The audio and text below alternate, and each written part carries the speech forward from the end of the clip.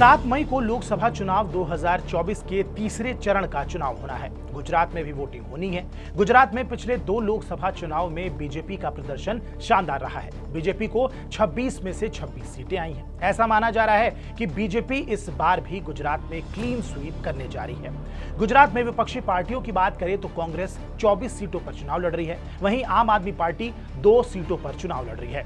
कांग्रेस को गुजरात में कई सालों से वो सफलता नहीं मिल पा रही जो पूर्व प्रधानमंत्री इंदिरा गांधी की हत्या के बाद के चुनाव में मिला था। 1984 के लोकसभा चुनाव में कांग्रेस को गुजरात में 24 सीटें हासिल हुई थीं। इसके बाद लगातार गुजरात में कांग्रेस का ग्राफ गिरता चला गया है। गुजरात में पिछले 10 साल से लोकसभा में कांग्रेस को कोई भी सांसद नहीं मिला है। ऐसे में कांग्रेस भी इस बार 10 सालों का सूखा खत्म करने की भरपूर कोशिश कर रही है, लेकिन ये इतना आसान नहीं होने वाला है। पीएम मोदी अभी 73 साल के हैं और इस साल सितंबर महीने में वो 74 के हो जाएंगे। ऐसे में हर गुजराती के मन में ये भावना होगी कि पीएम मोदी को इस बार तो प्रधानमंत्री बनाकर ही छोड़ेंगे।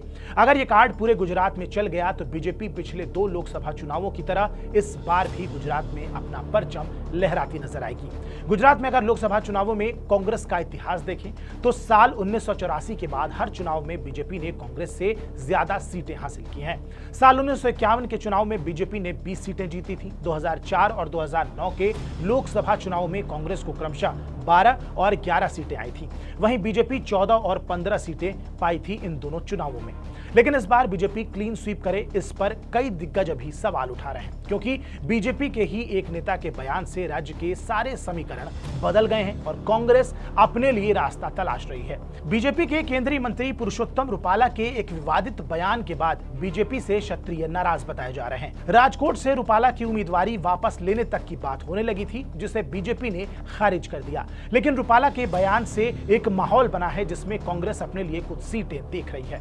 वैसे भी क्षत्रिय कभी कांग्रेस के वोटर माने जाते थे, लेकिन पिछले कुछ सालों में ये बीजेपी को वोट कर रहे हैं। साल 2019 के लोकसभा चुनाव की बात करें तो 66% पाटीदारों ने बीजेपी को वोट किया था। वहीं क्षत्रियों की संख्या 65% थी। ऐसा माना जाता है कि गुजरात में पटेल बीजेपी की परंपरागत वोटर्स हैं। 80 के दशक में कांग्रेस KHAM मॉडल पर काम करती थी। इसमें क्षत्रिय, आदिवासी, हरिजन और मुस्लिमों का वोट कांग्रेस को मिलता था।